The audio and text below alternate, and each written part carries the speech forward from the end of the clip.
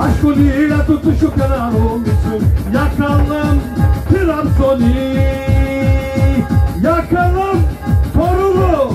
Yeşil gözleri, şumadı gözleri, yeşil gözleri, şumadı gözleri.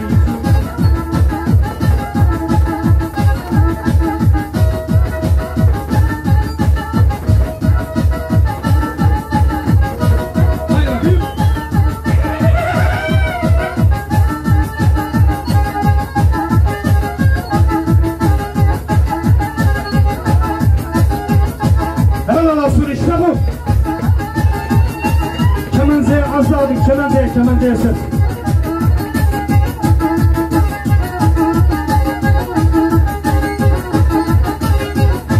Gel gel sipe bu kaçalım bir yerlere.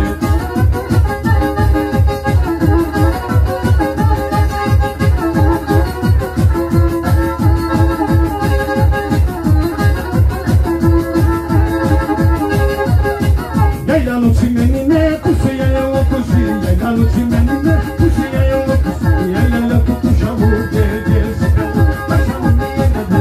Yaylanla tutuşalım gel gel sıkalım, kaçalım bir yerlere. Seslensin. Hadi bakalım son olarak herkesi horona bekliyoruz.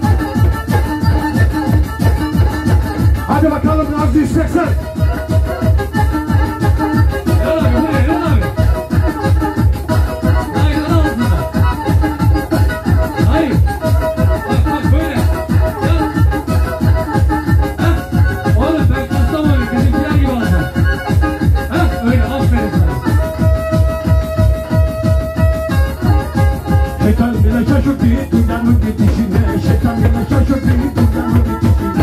Öyle bir bu dünya ne dese su peşime. Öyle bir bu şara ne dese su peşime. Okluğun karşısına şeytan çekti. Şeytan o planını oklu devamlı gitti. Oklu devamlı gitti. Oklu devamlı gitti. Son 2, 3, 4. Evet. Evet. Böyle kuvvetli alkışlar gelsin bakalım. Kemençeci abimize güzel bir alkış alalım. Bu arada Naip benim dostum. Valla mükemmel oynadınız. Gerçekten Naip, amcalar, dayılar, yemek yiyeceğim ha. kayınpederler, herkes. Gerçekten ben keyif aldım bu düğünden. Sizler keyif aldınız mı? Şöyle bir alkışları göreyim ona göre değil mi? Evet. Çok teşekkür ediyoruz. Ekip arkadaşlara güzel bir mekan. Çamlık Bahçe. Çılgın Mustafa Patron. Evet. Mustafa Bey'e de buradan sevgiler gönderiyoruz. Çılgın adam. Ama çılgın adı öyle, adı öyle. Bir başka tekrar gelin ve damat beye ömür boyu mutluluklar temenni ediyoruz. Ben keyif aldım. Bu yayınlarımızı da TV kanallardan izleyebilirsiniz ha. Bizim kanalımız var. Bu Horon Show'ları. Miraç Çakmakçı TV Show. Unutmayın. Tüm 8-10 bin tane video var orada. Orada iyi horon oynayanlara madalya verilecek. Sen alırsın zaten. Evet, damat beyin babasına bir alkış alsın bakalım. Bu gelin hanımın babası hangisiydi ya? Gelin hanımın babası. Bu yakışıklı abim nerede ya, gelin hanımın babası? Lan nerede abimiz ya? Kaçtı. Kaçtı mı? Diye kaçtı. Evet.